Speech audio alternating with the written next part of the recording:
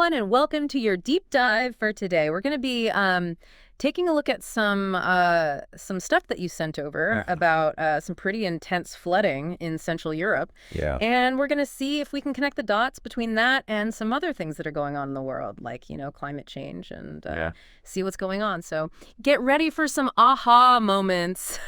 I think you're going to find this really interesting. Yeah, I think what's really interesting here is how these events that seem so, like, geographically distant are actually, potentially related in ways that we don't always think about. Exactly. And it's kind of, should be a good one. Yeah.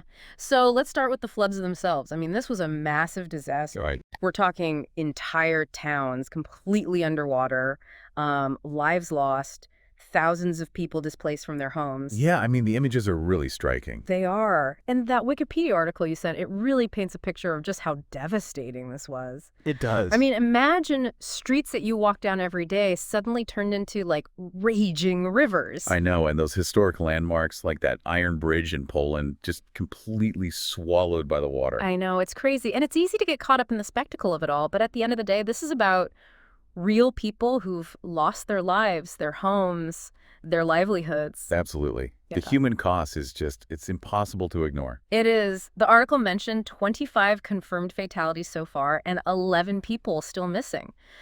And, like, those are just the numbers we know about right now. It's likely to go up. Right. And each one of those numbers represents a human life. Exactly. A family that's grieving, a community that's hurting.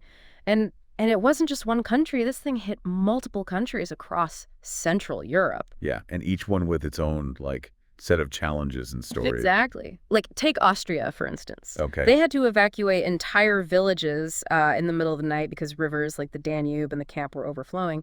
And get this, they even had early snowfall in the Alps. Really? Which, like, yeah, it sounds kind of pretty, right? Yeah. But it could actually cause even more problems when all that snow melts. And then you've got the Czech Republic. They got hit with almost a year's worth of rain in just a few days. Jesnik, I think it was called. Wow. Yeah, and those pictures of, like, rescue boats navigating through the streets of Ostrava. I know. It's like something out of a movie. It's surreal. Totally. And then there's Poland, where they got hit with half a year's worth of rain in just 3 days. It's hard to even fathom that much rain in such a short amount of time. I know. It's crazy. And their Strony Kluski Dam, it completely failed, which caused even more widespread destruction. Right. That just highlights how these events can cascade. Exactly. One thing leads to another, and the impact just multiplies. It's a domino effect. And it wasn't just those three countries either. Romania and Slovakia also experienced some really bad flooding. Right. And those often get overlooked. They do. Because they're not always, front page news. Right. But the impact is just as real. Absolutely. Like, the Wikipedia article, it talked about villages in Romania being completely cut off because of the floodwaters, with people stranded and running out of supplies. It's a reminder of how vulnerable we all are to these kinds of events. It really is. And how interconnected everything is. Yeah. So we've got these devastating floods in Central Europe, but as I mentioned at the top, this is just one piece of a much bigger and, frankly, much scarier story. Exactly. And that's where those other articles you sent come in. They do, and we're going to get to those in just a minute. Okay. But first, I think we need to take a step back and talk about this thing called the Doomsday Glacier. Right, let's do it. Now, this Doomsday Glacier, it sounds kind of ominous. Yeah, it's not exactly a cheery nickname, is it? Mm-hmm. But it does kind of capture the potential seriousness of the situation, I guess. Yeah, for sure. So break it down for me. What exactly are we talking about here? So basically, imagine a massive glacier, right? Like humongous, about the size of Great Britain, to give you a sense of scale. And this thing, it's slowly sliding into the ocean. That's the Thwaites Glacier. And the reason scientists are kind of freaking out about it is because if this thing were to collapse, it could cause, like, a domino effect with some pretty huge consequences for, well, pretty much the entire planet. Okay, so we're not just talking about some melting ice here. This is a big deal. Yeah, it's a big deal. And to understand why, you got to kind of wrap your head around how this glacier is situated. It's not just sitting on a flat surface, right? Okay. It's more like, imagine a melting ice cream cone perched precariously on, like, a tilted surface. Does that make sense? Yeah, I'm getting the picture. That's kind of what's going on with Thwaites. It's sitting on this bedrock that slopes downwards towards the middle of the continent. So as warmer ocean water eats away at it from below, It gets more and more unstable, like that melting ice cream cone. Okay, that makes sense. And the article, it mentioned something about sea levels rising. Yeah, that's the big one. So if Thwaites were to completely disintegrate, which, it's not an if, it's more like a when at this point, Yeah. it could raise global sea levels by like 65 centimeters. 65 centimeters, what is that, like 2 feet? A little over 2 feet, yeah. And that's just from this one glacier. Wow. That's a lot. It is. And it's not just the direct impact of that extra water, right? Because Thwaites, it's kind of like a cork holding back other glaciers in West Antarctica. A cork. Yeah, kind of. So if Thwaites goes, those other glaciers are more likely to follow suit. And that could mean like meters of sea level rise over the next few centuries. Meters. We're talking about like entire coastlines being redrawn then, right? Exactly. And that's not even factoring in the impact this could have on ocean currents, which brings us to that Earth.com article you sent. Right. The one about ocean mixing. So how does that all tie in? Well, a lot of people think of the ocean as like this big, still bathtub, but it's actually way more dynamic than that. Okay. It's got these huge currents that are constantly moving water around the globe, almost like a conveyor belt. Right. Like the AMOC. Yes. Yeah. The AMOC, the Atlantic Meridional Overturning Circulation. That's the big one.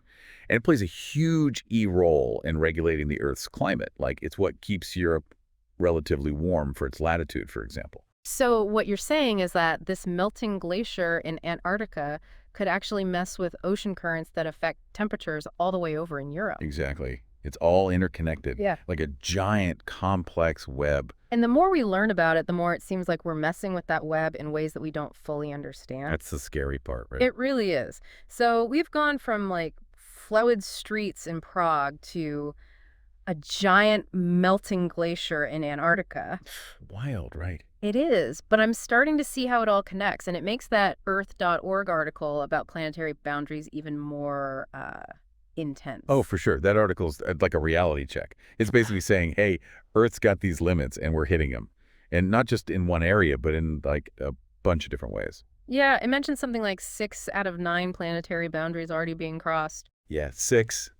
Climate change, biodiversity loss, deforestation, you name it. Yikes. Yeah, yikes. Pretty much sums it up. And the thing is, we've known about this for a while, but it often feels so big and abstract. Totally. Like, what am I supposed to do about a melting glacier thousands of miles away? Right. But the thing is, it's not just about that one glacier. It's about how everything's connected. Like, remember that Nature article you sent about how to talk about climate change effectively? Yeah, that was interesting. It basically said we got to connect those dots for people. Like, instead of leading with all the doom and gloom, we got to make it personal, relatable. Show people how climate change is already affecting their lives. Exactly. Yeah. Like hotter summers, more extreme weather. Those are all pieces of the puzzle. Yeah. And once people start seeing the connections, they're more likely to be like, okay, this is real and I need to do something about it. So how do we do that? How do we go from feeling overwhelmed to actually taking action?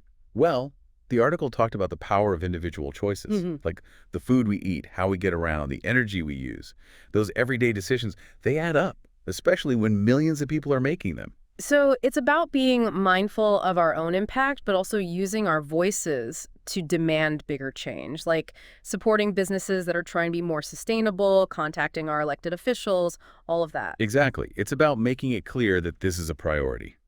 Because the more we talk about it, the more we normalize these conversations, the more pressure there's going to be for real, meaningful action. This deep dive has been a trip. I feel like I've learned so much. Me too. And that's the point, right? Knowledge is power. Well said.